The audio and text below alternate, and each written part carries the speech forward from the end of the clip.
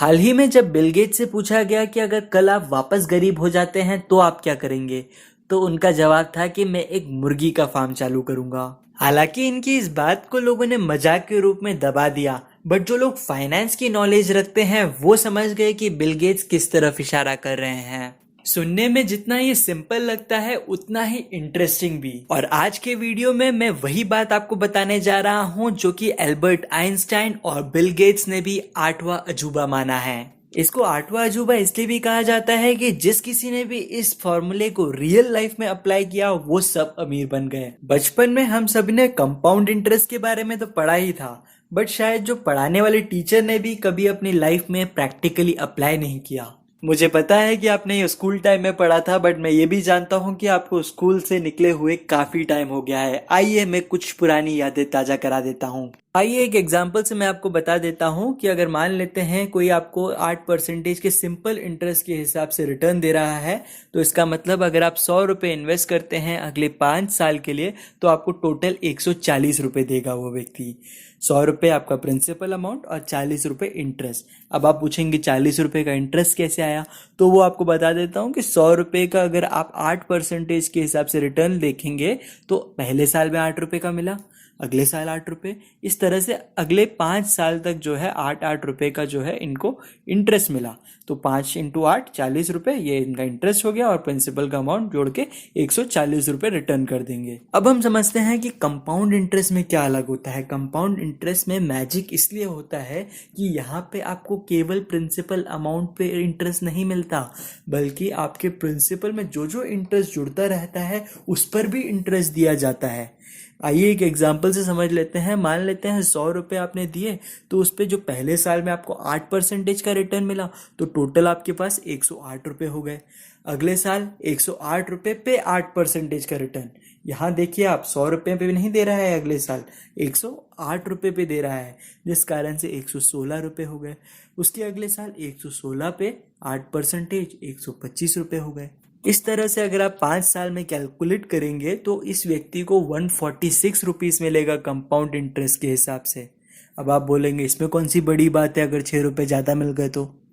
दोस्तों ये एग्जाम्पल तो मैंने आपको इसलिए बताया ताकि आपके कॉन्सेप्ट रिफ्रेश हो जाएं। अब मैं आपको बताऊंगा कि कैसे आप इस सेम कॉन्सेप्ट को अप्लाई कर सकते हैं अपने रियल लाइफ में, ताकि आपकी सेविंग हो करोड़ों में। वीडियो में बने रहें। हमारे लेटेस्ट फाइनेंस वीडियोस को देखने के लिए इस चैनल को सब्सक्राइब करके बेल नोटिफिकेशन को ऑन करना ना भूलें।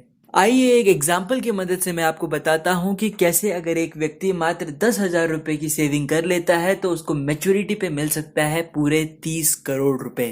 दोस्तों जैसे कि आप इस डायग्राम पे देख पा रहे हैं कि मात्र 10,000 रुपये अगर कोई व्यक्ति साल भर के लिए भी अगर सेव कर लेता है तो टोटल उसका प्रिंसिपल अमाउंट होगा 1,20,000 रुपये। और अगर उस पर 15% का उसको इंटरेस्ट रेट मिला तो अगले साल यही अमाउंट बढ़ के हो जाएगा 1,28,000 रुपीज़। दोस्तों मैंने इस एग्जाम्पल में केवल 15% का रिटर्न रेट लिया है, जो कि म्यूचुअल फंड्स में मिलना आम बात है। दोस्तों अगर आप इसमें जो डायग्राम बना है उसको देखेंगे तो आप समझेंगे कि जो ब्लू पार्ट है ये वो पैसा है जो कि आपने इन्वेस्ट किया है, यानी कि 1,20,000 रुपए।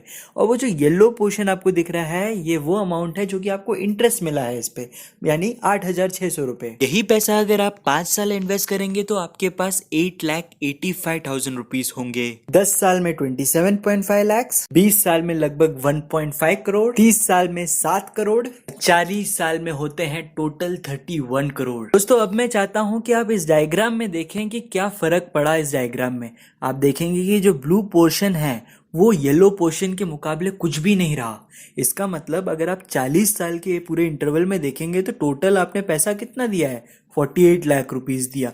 काफी लंबे साल में आपने दिया, 10-10 हजार रुपए ही दिए हर महीने, बट टोटल आपको उसमें रिटर्न कितना मिला, 31 करोड़ का।